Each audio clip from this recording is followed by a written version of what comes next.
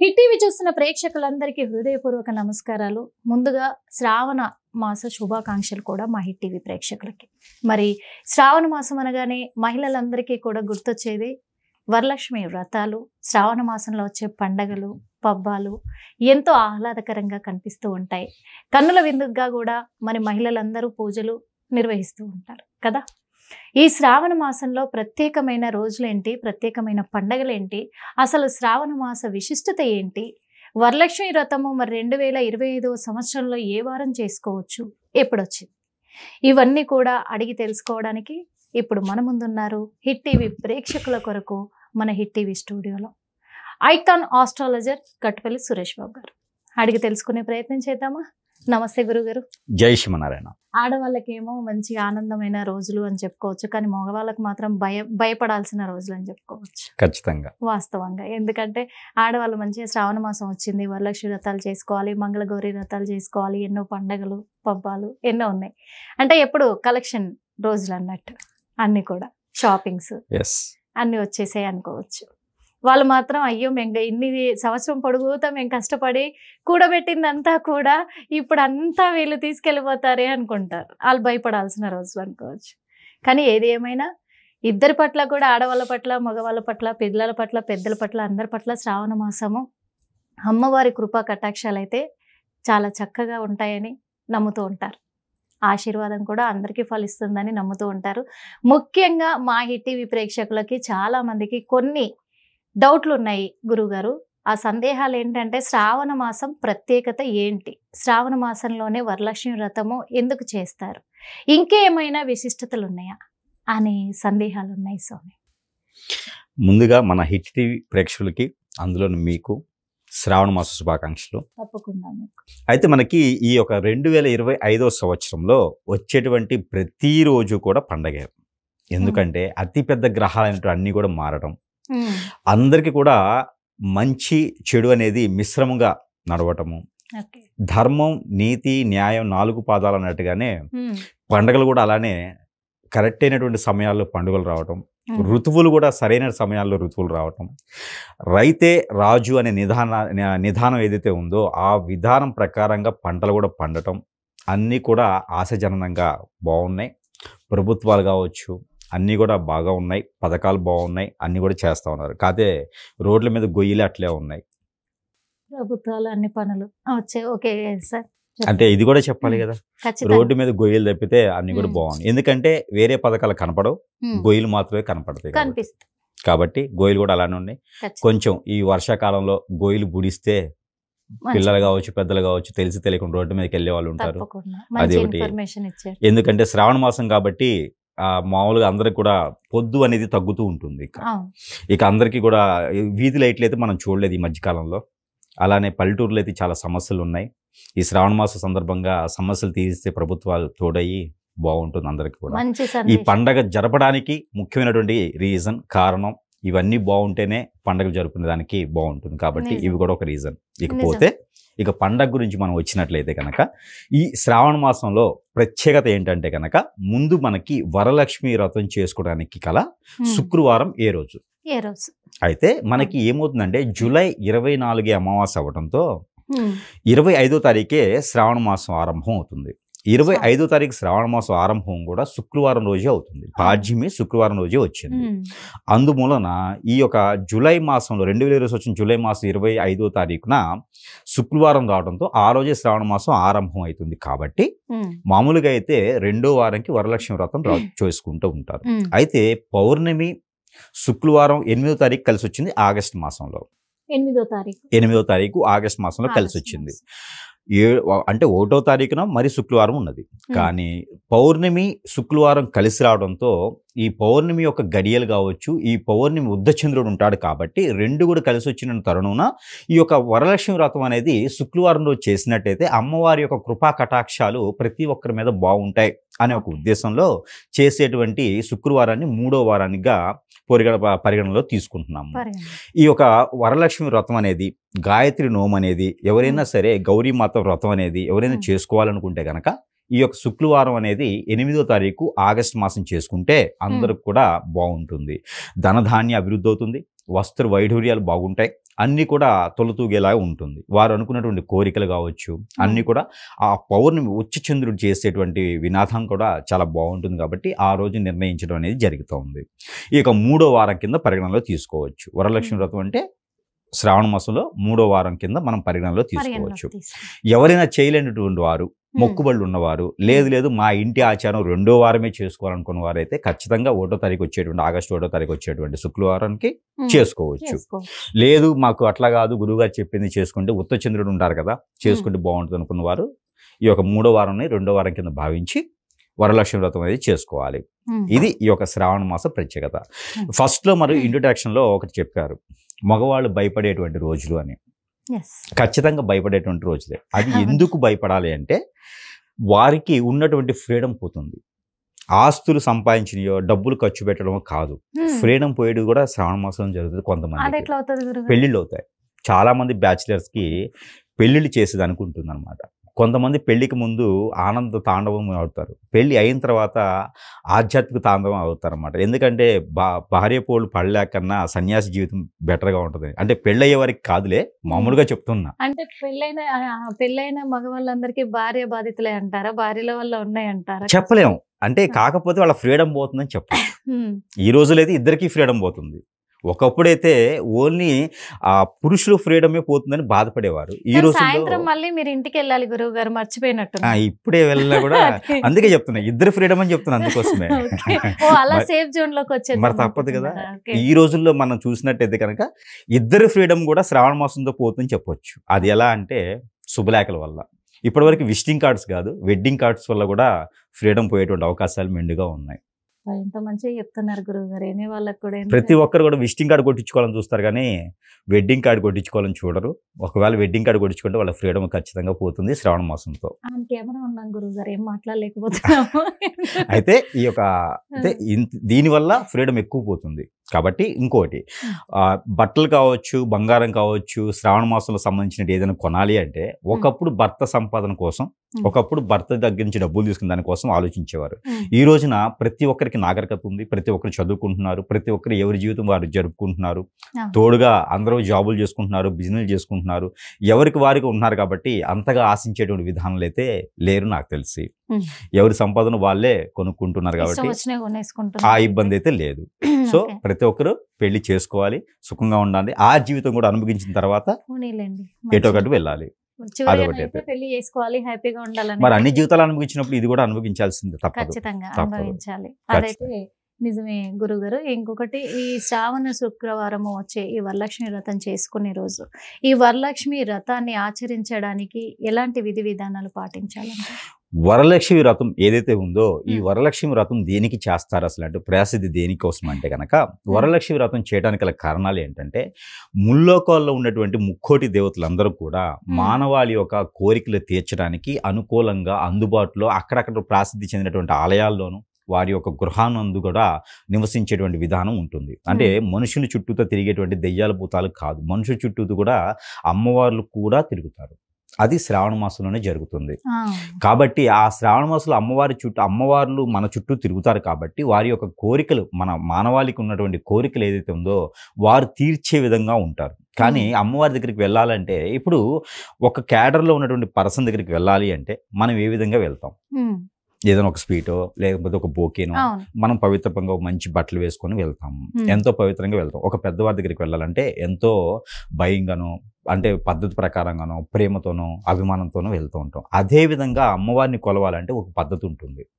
ఆ పద్ధతి అనేది పాటించితేనే మన కోరికలు కూడా తీరే విధంగా ఉంటాయి. కాబట్టి మనము పరిశుభ్రంగా ఉదయాన్నే బ్రాహ్మీ ముహూర్తం నుంచి ఉదయం తెల్లవారిన తర్వాత 6 గంటల లోపు తలస్నానం ఆచరించవచ్చు. ఉదయం చేయక ముందే తలస్నానం ఆచరించాలి, లేదంటే ముందు రోజే గనక తలస్నానం ఆచరించవచ్చు. అదే రోజు తలస్నానం ఆచరించడం ద్వారా శనీశ్వరునికి కోపం వస్తుంది. అది అంతే. ఏంటంటే శుక్రవారం రోజున అమ్మవారిని కొలిచేటువంటి విధానం ఉంటుంది. నవగ్రహాలు ఎవరిని ఆహ్వానించరు. ఇంకోటి ఏంటంటే శనీశ్వరుడు చాలా బలం, మనిషికి ఆయు, మనిషి జీవితంలో శనీశ్వరుడు బలంగా ఉంటే ఆయువు బాగుంది అంటారు. ఎవరైనా అమ్మాయి జీవితంలో అబ్బాయి జీవితంలో కుజదోషం ఉంటే ఎదుటివారి హరస్కోప్ లో శని బాగుందా లేదా అని చూస్తారు. అలానే మనము శుక్రవారం రోజున మనం చేసుకునే వరలక్ష్మి వ్రతానికి కనుక అదే రోజు తలస్నానం ఆచరించారు అంటే కనుక ఆ శనీశ్వరునికి కోపం వస్తుంది. ఆ శనీశ్వరుని వదిలించుకుంటున్నాం కదా, అప్పుడు ఆయుక్షణమే కదా. శనీశ్వరుడు ఎక్కడ ఉంటాడు? ఎవరైనా మాటల్లో నీ నెత్తిన పెద్దమ్మ కూర్చుందిరా అంటారు, నీ నెత్తిన శని కూర్చున్నాడరా అంటారు. అంటే శని అనే భగవానుడు నెత్తిన ఉంటాడు, తల మీద కూర్చొని ఉంటాడు. ఆ తల మీద కూర్చున్న శనిని మనం ఏం చేస్తామంటే ఆ తలస్నానం చేస్తూ ఆ శని భగవాన్ని పంపిస్తాం. పంపించినప్పుడు మనకి ఏమవుతుందంటే ఉన్నటువంటి గ్రహాలన్నీ మనకు అనుకూలంగా ఏవైతే ఉండవో ఆ గ్రహాలని మనకి కుట్టుమిట్లాడతాయి. అన్ని గ్రహాలు మన చుట్టూ చేరేసి మనకి ఆయుక్షణాన్ని గండాల్ని సృష్టిస్తుంది. అందుకని శుక్రవారం రోజున ఉదయించక ముందు సూర్యుడు ఉదయించక ముందే మనం తలస్నానం అనేది ఆచరించాలి. ఒకవేళ సమయం మీకు కుదరలేదు అనుకుంటే శుక్రవారం చెప్తున్నారా? శ్రావణ మాస శుక్రవారం. ఇక దినచర్య ప్రకారంగా స్నానం చేసే వారికి ఎటువంటి పట్టింపు లేదు. ఇక పోతే ఈ శుక్రవారం ఏదైతే శ్రావణ మాసంలో వచ్చేటువంటి శుక్రవారం ప్రత్యేకత అన్నమాట ఇది. ఈ అమ్మవార్లు ఏమిద్దంటే తల మీద శని పోగానే ఈ అమ్మవారు చుట్టుముట్లాడతాయి. ఈ అమ్మవారు చుట్టుముట్టగానే ఏమిద్దంటే అక్కడే దెయ్యాలు భూతాలు కూడా ఏకమవుతాయి అన్నమాట. ఆ అమ్మవారి శక్తి కన్నా దెయ్యం శక్తి ఎక్కువ ఉంటుంది ఆ టైంలో.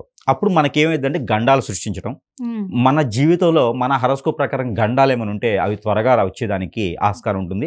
ఆరోగ్య సమస్యలు వచ్చేదానికి ఉంటుంది. అన్ని రకాల సమస్యలు ఏర్పడతాయి. ఆర్థిక సమస్యలు, ఆరోగ్య సమస్యలు, చింతలు, చికాకులు ఇవన్నీ ఏర్పడతాయి. అందుకని చెప్పేసి నష్టం ఎక్కువ జరుగుతుంది, మోసం ఎక్కువ జరుగుతుంది. కాబట్టి మీరు శుక్రవారం రోజు స్నానం చేయాలనుకుంటే ఉదయించినటువంటి సూర్యుడు తర్వాతనే స్నానం చేయాలి. అంటే సూర్యుడు ఉదయించక ముందే మనం స్నానం ఆచరించాలి. లేదంటే ముందు రోజు సాయంత్రమైనా స్నానం ఆచరించవచ్చు. ఆ శుక్రవారం రోజున పసుపు నీళ్ళు చల్లుకుంటే సరిపోతుంది. ఇది పర్టికులర్గా అందరూ గుర్తుపెట్టుకోవాల్సినటువంటి విషయం. ఇకపోతే శుక్రవారం రోజున ఆడపిల్లలే చేయాలా, మగవారే చేయాలా అని ఏమీ లేదు. ప్రతి ఒక్కరు కూడా అమ్మవారికి ఆరాధన చేయొచ్చు, పూజన చేయొచ్చు, అర్చన చేయొచ్చు, ఏదైనా చేయొచ్చు, హోమం చేసుకోవచ్చు. గాయత్రి హోమం చేసుకుంటే ఆస్తిలో తగాదాలున్నా, గొడవలున్నా, పూర్వీకుల ఆస్తులు రావాలన్నా, ఎక్కడైనా వదిలిపెట్టేసినా, కోర్టులో వ్యవహారాలు ఫైనాన్షియల్గా నడుస్తున్నా, ఇలాంటివన్నీ కూడా ఎక్కడైనా మోసపోయినా, బిజినెస్లో నష్టపోయినా, ఇలా ఆర్థిక సంబంధించిన సమస్యలు ఏదైతే ఉన్నాయో ఇవన్నీ కూడా తీరాలంటే గాయత్రి హోమం చేసుకుంటే చాలా శ్రేష్టత. పౌర్ణమి రోజు చేసుకోవాలి. ఈ సంవత్సరంలో పౌర్ణమి, శుక్రవారం, శ్రావణ మాసం, ఆగస్టు మాసం ప్రతి ఒక్కటి కలిసి వచ్చింది. కాబట్టి ఈ సంవత్సరం ఆర్థిక సమస్యలు ఉన్నవారు గాయత్రి హోమం అని ఉంటుంది. ఈ హోమం చేయించుకుంటే వారికి అష్ట ఐశ్వర్య ప్రాప్తే కాకుండా ఆరోగ్య సమస్యలు ఉన్నా కూడా తీరిపోతుంది. ఇది బాగుంటుంది. ఇకపోతే ఈ యొక్క పౌర్ణమి, శుక్రవారం కలిసి రావడంతో ఎవరైనా సరే ఆరోగ్య సమస్యలు ఉన్నా ఎక్కడైనా దీపం వదిలివేయాలి. పూర్వీకుల దోషాలు, పూర్వీకుల శాపాలు ఉంటే, ఏదైనా పూర్వీకులకు సంబంధించిన విషయాలు ఉంటే కూడా వారు దీపం అరటి మట్టలో ఎక్కడైనా పారేటువంటి నీటిలో దీపం వదలాలి. అలా వెళ్ళలేని తరుణంలో ఒక చిన్న గంగాళం బిందె లాంటివి తీసుకొని వెడల్పైన వాటిల్లో తీసుకొని ఇంట్లో అయినా సరే వారు దీపం వదిలితే శ్రేష్టత మంచి జరుగుతుంది. ఇది ఉదయించిన చంద్రుడి తర్వాత తీయాలి. అంటే ఆ దీపం వదిలేసి చంద్రుడికి నమస్కారం చేసుకోవాలి. చంద్రుడికి నులిపోగు సహాయం అంటారు. చంద్రుడికి నులిపోగే ఆయనకి ఆహారం. మన బట్టలు ఉంటాయి కదా, ఈ బట్టల్లో ఒక పోగు తీసి చంద్ర భగవానికి విసిరేసి నమస్కారం చేసుకోవాలి. ఇంకా చేయాలనుకుంటే చంద్ర భగవాని పేరు చెప్పేసి ఆ చంద్ర భగవాన్ యొక్క ఎవరికైతే దోషాలు ఉన్నాయో, అంటే మైండ్ పరంగా స్ట్రెస్ లేదు, జాబులో గ్రోతింగ్, ఇలాంటి వారు ఎవరైనా ఉంటే ఆ శుక్రవారం రోజున వెండి నాణ్యం కానీ, వెండి రూపు కానీ, వెండి తీగ కానీ ఏదైనా ఉంటే కూడా అది బియ్యం 1 కిలో పావు తీసుకెళ్ళి, వైట్ వస్త్రం ఏదైనా తెల్ల వస్త్రాలు 2 తీసుకెళ్ళి ఎక్కడైనా దేవస్థానంలో దానం ఇవ్వాలి. దేవస్థానం సమీప దూరంలో లేదు, దానం తీసుకోరంటే కనుక నవగ్రహాల్లో చంద్రగ్రహం అని ఉంటుంది, అక్కడ దానం చేస్తే వీరిలో ఉన్నటువంటి మైండ్ ప్రకారంగా బాగుంటుంది, పిల్లల్లో ఎదుగుదల ఉంటుంది, బాలరిష్ట రోగాలు తగ్గిపోతే చదువు బాగా వస్తుంది. ఎవరైనా మాటలు రాని వారు ఎవరైనా ఉంటే ఎక్కడైనా ఆలయాల్లో, అమ్మవారి ఆలయంలోకి వెళ్ళి తేనె తీసుకొని అమ్మవారి ఆలయంలోకి వెళ్ళి అక్కడ పూజించినటువంటి తేనెని తీసుకొచ్చి విశ్వాక్ అని ఉంటుంది, ఆ విశ్వాకు పుల్లతో గనక మనము నాలుక మీద ఓం అని రాసుకుంటే ఆ పిల్లలకి కూడా చదువు అనేది బాగుంటుంది, మైండ్ పరంగా బాగా ఎదుగుదల ఉంటుంది. ఇది పిల్లలు చేసుకోవాలి. ఇవన్నీ కూడా శుక్రవారం చేయాల్సినవి. శుక్రవారం రోజున పౌర్ణమి రోజున ఆగస్టు 8వ తారీఖు చేయవలసినటువంటి కార్యక్రమాలు ఇవన్నీ ఒక ఎత్తు అయితే, ఇక పూజా విధానం. శుక్రవారం రోజున చేయవలసిన పూజా విధానం ఏంటంటే, అలానే తలస్నానం ఆచరించిన తర్వాత వస్తువులన్నీ కూడా ముందు రోజు తెచ్చుకొని పెట్టుకోకూడదు. ఓకే. ముందు రోజు తెచ్చుకొని పెట్టుకుంటే అవన్నీ కూడా వాడిపోతాయి. అందుకని అదే రోజున చేసుకునేటువంటి వస్తువులకి ప్రాముఖ్యత ఎక్కువ ఉంటుంది. కాబట్టి శుక్రవారం రోజునే వస్తువులు తెచ్చుకుంటే చాలా మంచిది. ఈ మధ్యనైతే ప్యాకేజీలు కూడా లభ్యపడుతూ ఉన్నాయి అందరికీ కూడా. ఇక వారు తెచ్చుకోవాలనుకుంటే కనుక అందరూ ఇంట్లో వాడినటువంటి వస్తువులు తెచ్చుకుంటూ, ముఖ్యంగా నైవేద్యం ఏంటంటే పులిహోర ఒకటి నైవేద్యం ముఖ్యంగా పెట్టాలి. అమ్మవారికి, ఏ అమ్మవారికైనా సరే పులిహోర, చక్కెర పొంగలి చాలా ఇష్టం, పాల తాలికలు చాలా ఇష్టం, రవ్వ లడ్డులు చాలా ఇష్టం. అమ్మవారికి ఇవి ప్రసిద్ధి చెందినటువంటి ప్రసాదాలు. అలానే వడలు, అలానే చలిబిడి అని కొన్ని ప్రాంతాల ఆచార ప్రకారంగా చలిబిడి చేసేటువంటి విధి విధానాలు అయితే ఉన్నాయి.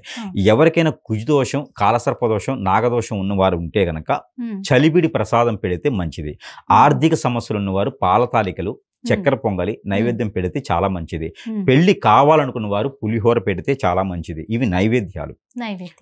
శ్రావణ మాసంలో పెళ్లి అవ్వాలనుకున్న వారు, పెళ్లి కావాల్సిన వారు, పెళ్లి అవుతున్న వారు కూడా పులిహోర నైవేద్యం పెట్టాలి. దాంట్లో ఇంగు వేయాలి, పల్లీలు, శనగకాయ పప్పు కూడా వేస్తే చాలా శ్రేష్ఠత. అలానే శనగపప్పు అని ఉంటాయి, పచ్చిపప్పు అంటారు, అవి కూడా వేయడం వలన వారికి కుజదోషం నుంచి కొంతమేర అదృష్టం అనేది ఉంటుంది. అలానే మనం ఉగాదికి ఎలా అయితే యాపోత ప్రసాదం ఉంటుంది కదా, అదే విధంగా ఇక్కడ కూడా మనకి పానకం అని చేస్తాం. బెల్లము, మిరియాలు, ఇలాచీలు ఇవన్నీ కూడా వేసినటువంటి పానకం కూడా మనము అమ్మవారికి నైవేద్యం పెట్టాలి. పానకం నైవేద్యం పెట్టడం ద్వారా పెళ్లి అయినటువంటి భార్యాభర్తల మధ్యన అన్యోన్యత పెరుగుతుంది. పెళ్లి కావాల్సినటువంటి స్త్రీ, పురుషుడు ఎవరైతే ఉన్నారో అమ్మవారికి పానక నైవేద్యం పెట్టడం ద్వారా వారికి అన్యోన్యత జీవితం బాగుంటుంది. పిల్లలు పెళ్లి అయ్యి పిల్లలు పుట్టిన వారు ఎవరైనా ఉంటే సజ్జలు ఉంటాయి. ఈ సజ్జలు చలిబిడిలో కలిపి, ఎండు కొబ్బరి ముక్కలు చలిబిడిలో కలిపి పెట్టడం ద్వారా, నైవేద్యం పెట్టడం ద్వారా పిల్లలు త్వరగా పుట్టేందుకు అవకాశాలు ఉంటాయి. అంటే ఒక్కొక్క నైవేద్యానికి ఒక్కొక్క ప్రాముఖ్యత, ప్రాసిద్ధి. అయితే ఇలాంటి నైవేద్యాలు వారి వారి జీవితంలో ఎలాంటి సమస్యలు అనేది చూసుకొని ఆ రకమైనటువంటి నైవేద్యం అనేది సమర్పించుకోవాలి. ఇకపోతే డ్రై ఫ్రూట్స్ నైవేద్యం పెట్టడం ద్వారా ఎవరికైనా స్థిరకాల కోరికలు, ఇల్లు కొనాలి, వాహనం కొనాలి, జాబులో వెసులుబాటు రావాలి, విదేశాలకు వెళ్ళాలి అనుకున్న వారు ఎవరైనా ఉంటే డ్రై ఫ్రూట్స్ ఒక 4 రకాలు నైవేద్యం పెట్టాలి. లేదా ఫ్రూట్స్, మనకి మార్కెట్లో లభించేటువంటి ఫ్రూట్స్ 4 రకాలు పెట్టాలి. పెరటిలో ఉండేటువంటి ఫ్రూట్స్ ఏదైనా సరే నైవేద్యం పెట్టవచ్చు. ఇలా పెట్టడం ద్వారా అమ్మవారు అనుగ్రహం అనేది, ఆ కటాక్షం అనేది కూడా వీరి మీద త్వరగా ఉండేలాగా ఉంటుంది. ఇకపోతే మరొకటి, నవధాన్యాలు ఏవైతే ఉన్నాయో, నవధాన్యాలు, చిరుధాన్యాలు ఏవైనా సరే పొంగలిలా వండి అమ్మవారికి నైవేద్యంగా పెడితే వారికి ఉన్న నవగ్రహ శాంతి, వారికి ఏదైతే దోషాలు ఉన్నాయో, కుజదోషం, నాగదోషం, కాలసర్పదోషం, శుక్రుని యొక్క దోషం, ఇవన్నీ దోషాలు ఏవైతే ఉన్నాయో ఆ దోషాలన్నీ కూడా పటాయించిపోయేసి పటాపంచలైపోతాయి. ఈ రకమైన నైవేద్యం అనేది అమ్మవారికి పెట్టాలి. ఇకపోతే లక్ష్మీ వ్రతం అనేది ఖచ్చితంగా చేయవలసినటువంటిది. వ్రతానికి కావాల్సినటువంటి విధానం ఏంటంటే గౌరీ అమ్మని చేసుకోవాలి. గౌరమ్మని వ్రతానికి ముందు గౌరమ్మని చేసుకోవాలి. మీ ఇంట్లో ఎన్ని రకాల ఫోటోలు ఉన్నా ఓకే, కానీ గౌరమ్మని చేసుకున్నప్పుడే అమ్మవారు వచ్చి మీ ఇంట్లో కూర్చుంటారు. గౌరమ్మని ఎలా చేసుకోవాలంటే అందరికి తెలిసే ఉంటుంది. పచ్చి పసుపు కొమ్ముల్ని నానపెట్టి ముందు రోజే, తర్వాత దంచుకోవాలి. దంచి మనము ఒక ఇది ఉంటుంది కదా, పర్వతం, ఒక పర్వత రూపంగా మనం అమ్మవారిని చేసుకొని అమ్మవారికి గంధంతో అన్నీ చెక్కుకోవాలి. గంధంతో అమ్మవారిని చెక్కుకొని కుంకుమ బొట్టు పెడితే అమ్మవారికి ప్రాణప్రతిష్ఠ అవుతుంది. అది కింద ఉన్నటువంటి బాదమాకు, తవనపాకులోనే అమ్మవారిని స్థాపించుకోవాలి. అక్కడ కలశం పెట్టుకోవాలి. ఆ కలశం పెట్టినవేమంటే మన దగ్గర ఉన్నటువంటి గోల్డ్ కావచ్చు, ఏదైనా బంగారం వస్తువులు, వైఢూర్యాలు ఏమైనా కొని ఉంటే ఆ అమ్మవారికి ధరించడం ద్వారా మనకు రానున్నటువంటి కాలంలో అవి డబుల్ త్రిబుల్ అయ్యేటువంటి అదృష్టాన్ని ఇచ్చేటువంటి తీరం ఉంటుంది. బంగారం లేని వారు మామూలుగా చేసుకోవచ్చు, పూజ చేసుకోవచ్చు. బంగారం లేని వారు 9 పోగులతో దారం అల్లాలి. వైట్ దారం, పసుపు రాసినటువంటి దానికి 9 పోగులు అల్లేసి అమ్మవారి వద్ద ఉంచితే సరిపోతుంది. ఇకపోతే అది కంకణ ధారణ చేసుకోవచ్చు ఆ దారాన్ని. అలానే ఈ యొక్క అమ్మవారి యొక్క ఏదైతే మనం పెట్టినటువంటి పసుపు ఉందో అది స్త్రీలు ఇంటికి వచ్చిన వారికి లేదా ఇంట్లో ఉన్నటువంటి స్త్రీలు కూడా అది రాసుకోవచ్చు. అది రాసుకోవడం వల్ల వీరికి ఏదైతే 5వ తరం ఉంటుందో అది 7 తరాల పాటు కూడా ఉండేలాగా అదృష్టాన్ని ఇస్తుంది. కాబట్టి ఆ ఒక పసుపుని ఇంట్లో ఆ విధంగా ఉపయోగించుకోవడానికి చేసుకోవచ్చు. అంటే ఒక శ్రావణ మాసంలో శుక్రవారం రోజున పూజ చేసే విధానానికి చేసుకుంటే ఇన్ని రకాల ఉపయోగాలు ఉన్నాయి. ఇంకెవరండి వదులుతారు?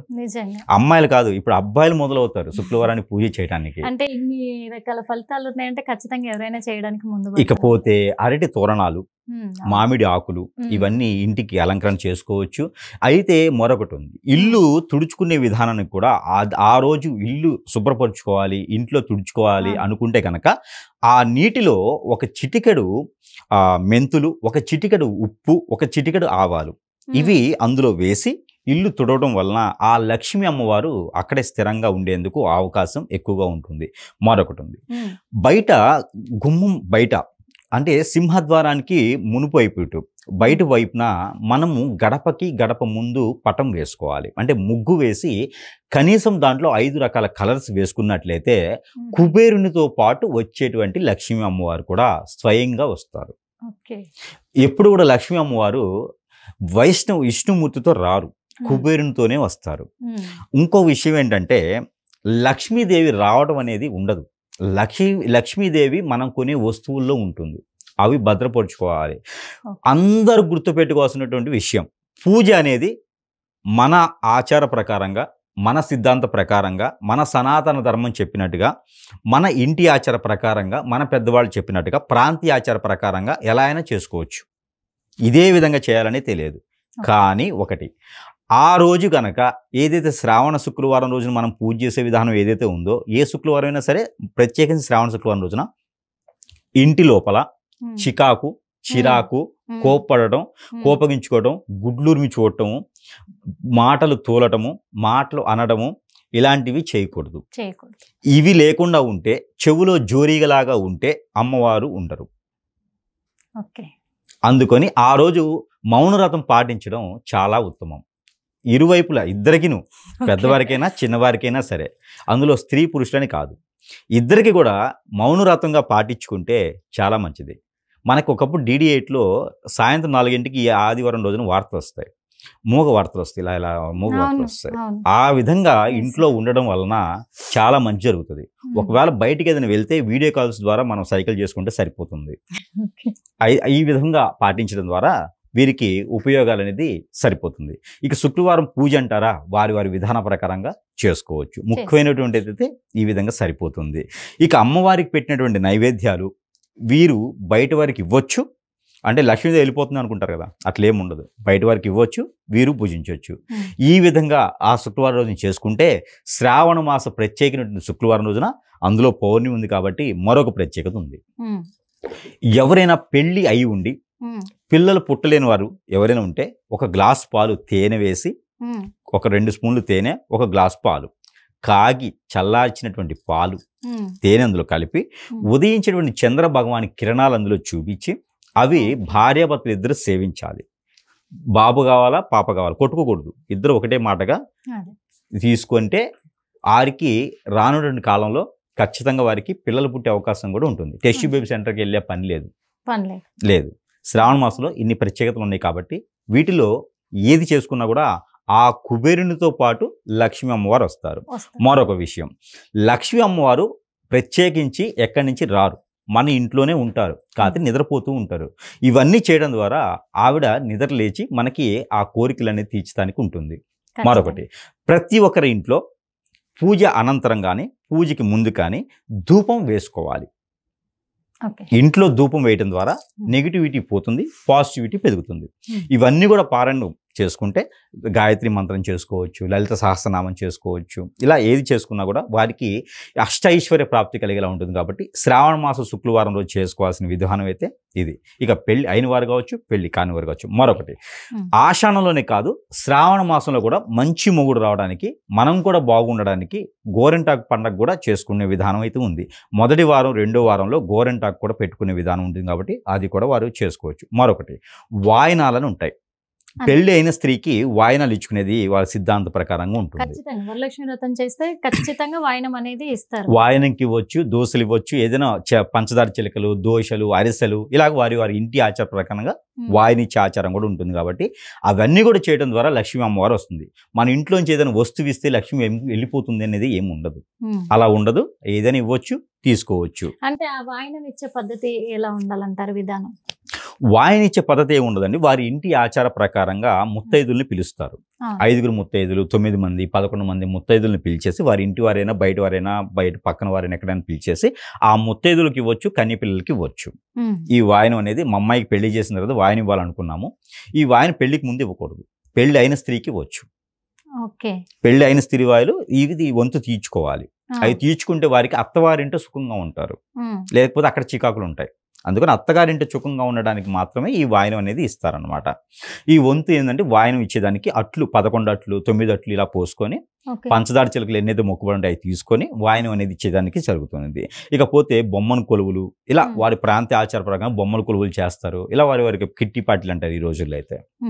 సో ఇవన్నీ కూడా వారు నిర్వర్తించుకోవచ్చు. నాన్ వెజ్ భుజించకుండా చేసుకుంటే మరీ మంచి జరుగుతుంది. అంటే వరలక్ష్మి వ్రతం రోజు ఖచ్చితంగా కూడా శనగలు, ఓ బ్లౌజ్ పీస్ అంటే జాకెట్ ముక్క, తమలపాకులు, వక్కలు, ఒక రూపాయి కాయిన్ కానీ 2 రూపాయల కాయిన్ కానీ, ఇవి పసుపు కుంకుమ అనేటివి వాయినంగా ఇస్తూ ఉంటారు కదా. అంటే ఇట్లా అట్లు ఇయ్యాలి అని చెప్పేసి మీరు చెప్తున్నారు, అంటే వాళ్ళ వంశపారంపర్యంగా వస్తుంది. అదే అంటున్నా, వారి ఆచార ప్రకారంగా ఇవి ఏంటంటే సిద్ధాంతం కాదు, వారి ఆచార ప్రకారంగా ఇచ్చుకునే వాటి ఉంటుంది. ఒకవేళ అలా శనగలు కానీ బఠానీలు కానీ ఇవ్వాలి అంటే ఉడకపెట్టకూడదు, గుడాలు ఇవ్వకూడదు, పచ్చివే ఇవ్వాలి. పచ్చివి ఇవ్వడం ద్వారా లక్ష్మీదేవి వెళ్ళకుండా ఉంటుంది, శనగలు మాత్రమే వెళ్తాయి. అలా ఉడకపెట్టి ఇచ్చామంటే లక్ష్మీదేవి అమ్మవారు కూడా వెళ్తుంది వాళ్ళతో పాటు. అందుకని ఉడకపెట్టి ఇవ్వకూడదు, పచ్చివే ఇవ్వాలి. అది మాత్రం అందరూ గుర్తుపెట్టుకోవాలి, నానబెట్టుకొని ఇచ్చేసేయాలి.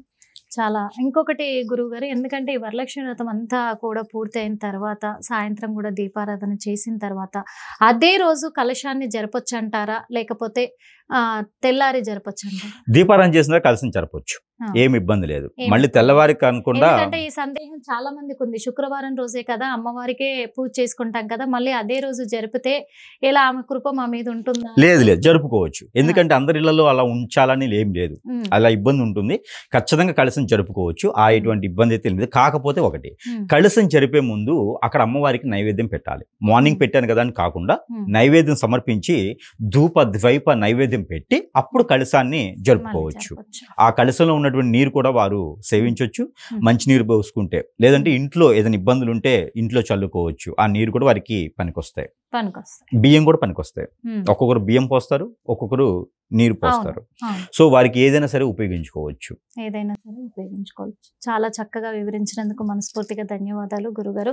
చూశారు కదా, ఎందుకంటే శ్రావణ మాసంలో వచ్చే శ్రావణ శుక్రవారము వరలక్ష్మి వ్రతం అనేది పౌర్ణమి ముందు రోజు 8వ తారీఖు, ఆగస్టు 8వ తారీఖున చేసుకుంటే చాలా ఫలితాలు ఉంటాయి. అంతేకాకుండా ఎందుకంటే పౌర్ణమి కలిసి వస్తుంది కాబట్టి ఆ రోజు అంటే 3వ వారము, శుక్రవారాలలో 3వ వారము చేసుకుంటే మంచి ఫలితాలు వస్తాయని చాలా వివరంగా కూడా ఆ పూజా విధానం కూడా ఎలా పాటించాలి, ఆ విధి విధానాలు ఏంటి, ఇంకొకటి పూజ అయిపోయిన తర్వాత కూడా కలశాన్ని ఎప్పుడు జరుపుకోవచ్చు, ఏ విధంగా జరుపుకోవచ్చు అని చాలా క్లియర్గా ఎక్స్ప్లెయిన్ చేశారు.